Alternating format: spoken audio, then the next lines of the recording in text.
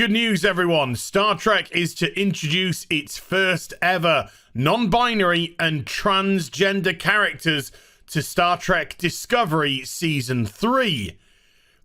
There's just one tinsy little problem. Star Trek did this decades ago. But hey, why let that get in the way of a good virtue signal? Hi everyone, it's Az here from HeelvsBabyface. Even though it was done decades ago, CBS All Access tweets out yesterday, "Welcome Blue DeBarrio and Ian Alexander to the Star Trek family. They will be playing Adria, Star Trek's first non-binary character." No! No. And Gary, Star Trek's first transgender character. No! Get into that in a bit as well. In Star Trek Discovery Season 3, learn more about Blue in this @Glad Q&A.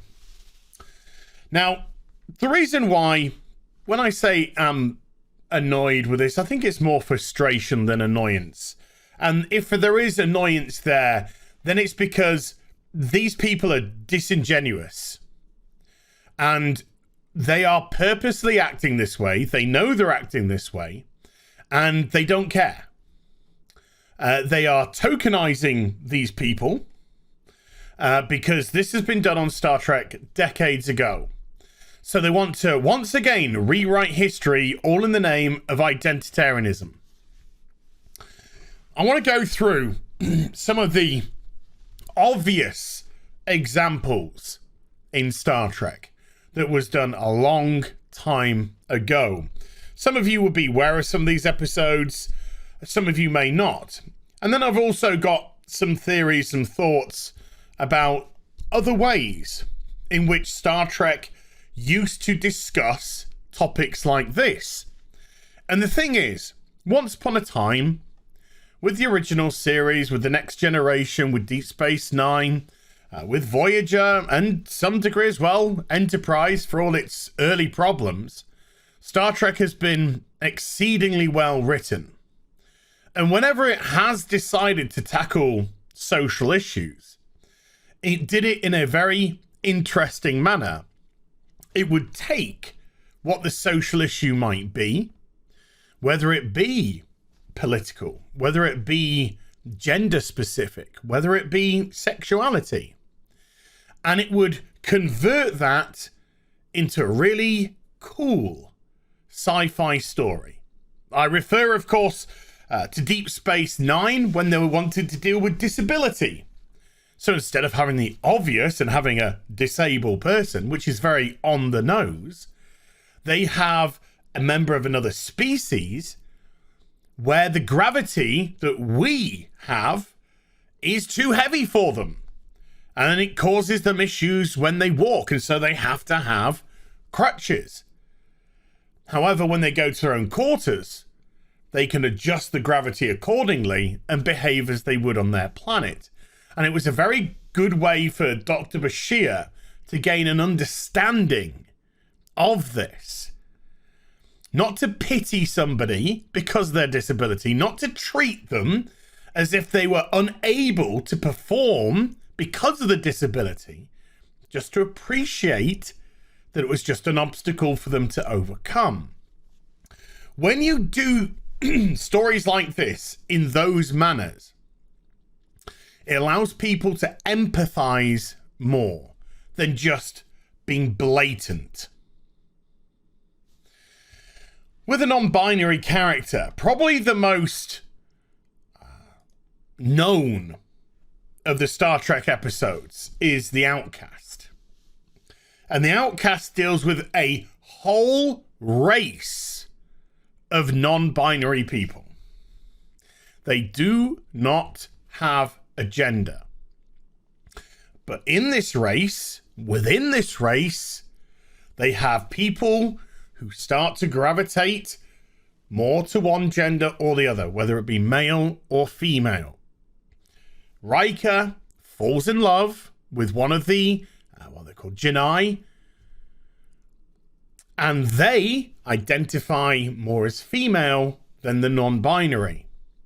And this is an episode which most people remember immediately. Why? Because it's stuck in our heads. And when something sticks in our heads, it normally means it's because it was well done. It's a tragic story, because ultimately this race is, well, very discriminatory. And it discriminates against the people who choose to accept a specific gender. And those people are taken away, essentially, for reprogramming. And this is what happened to the person that Riker fell in love with and was developing the relationship with. And so, despite his best efforts, they were reprogrammed. Their illness was cured. Very sad. And that's why it sticks with you, because these are powerful stories. And when a story is told in a powerful way, it stays with you. Hopefully, so that you'll learn the lesson. And the Outcast can be perceived in many different ways. It can be seen as a gender identity. It can be seen as a sexuality. That's the beauty of narration and stories, that when you put it in such a metaphoric way, you can allow the audience to make their own determinations. Again, not being blatant. Allow it to be open for interpretation.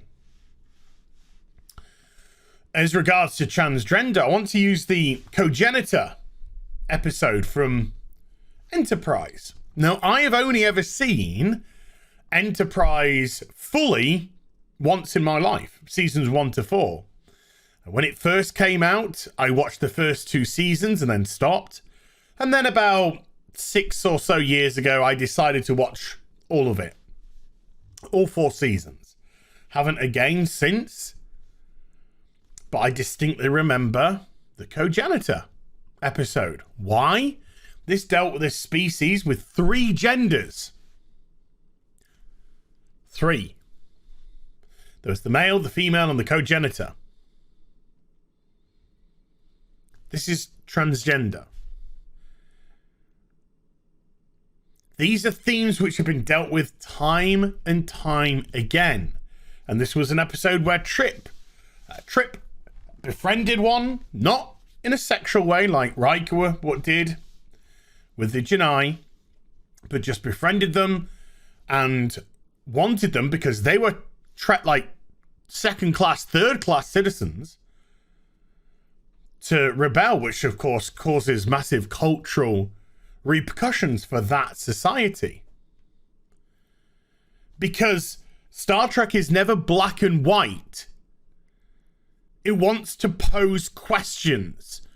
It wants to allow you, as the intelligent audience, to make your own mind up.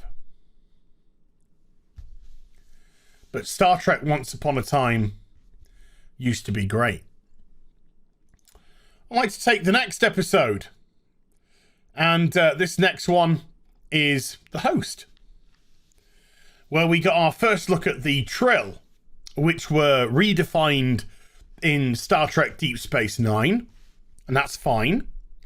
But in this episode, Beverly Crusher falls in love with a Trill that, of course, has the symbiote inside of it. She doesn't know that to start with. She's just seeing a normal man, in her eyes, who's attractive to her, and they start a relationship. But his host body is destroyed. And through the episode, he has to be passed into Riker, and then once it's passed out of Riker, which causes problems in itself, because now the host is inside somebody who she knows, and while Trill are dispatching another host for the symbiote, but when the host arrives, it's female. And the symbiote is put inside of the host. Again, more dealings with gender identity or transgenderism. And Beverly Crusher couldn't continue her relationship. And she even said maybe it's a failing of humans. Because she is said she's heterosexual, and to her she cannot get past the gender identity. Do you get it yet?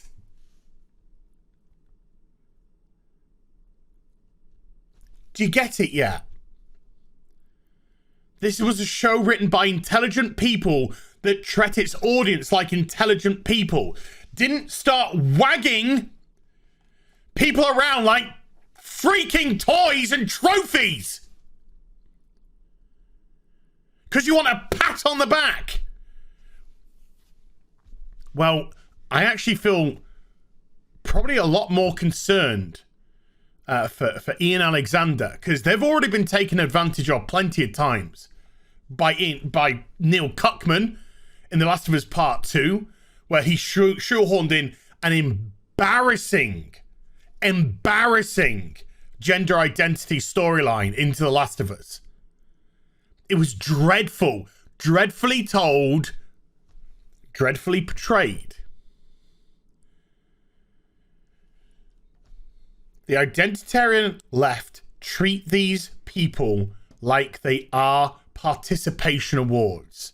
Like they can just show them and wag them around. They don't understand intelligent writing and nuance.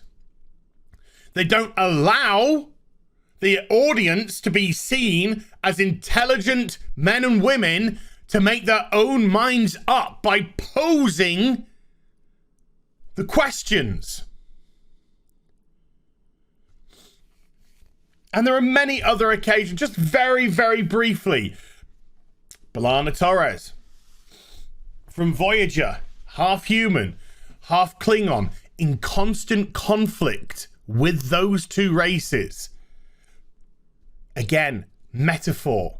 You could see this as a metaphor for sexuality. You could see this as a metaphor for gender. The more subservient, feminine, human side to her, the more determined, forthright Klingon aspect of her, much more masculine. The Janai we've been in as a race, and then the ultimate, Q. Q is the ultimate. They have no gender. They have no form that we know of. It's a race which has to communicate through metaphor, through taking aspects of other people's cultures for them to understand, even just to understand the nature of the existence of Q. Star Trek Discovery is shit. Alex Kurtzman is shit. The writing is garbage. Star Trek is dead because it is in the hands of these awful people who don't understand Star Trek, who thinks identitarian politics is what Star Trek is about, who say Star Trek's always been about inclusivity and diversity. The whole point of Star Trek was it didn't matter. It didn't matter. The humans had evolved long past that. But these people, they don't get it because they are blinded by their constant political ideology.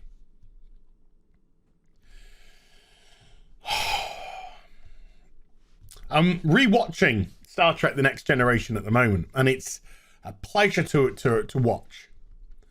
It's just a pleasure to watch a show. I'm currently in 1989, 1990, season 3 of The Next Generation. And it's just such a pleasure to be able to to even watch this 30 years later and laugh and be emotionally affected by stunning performances and stunning writing. Not this fucking garbage. Hope you enjoyed the vid. If you did, do give it a thumbs up and also subscribe to the channel. Follow me on social media and YouTube for live streaming. Links thrown in the description box down below. And I'll be back with some more stuff very soon. You take care. Bye for now.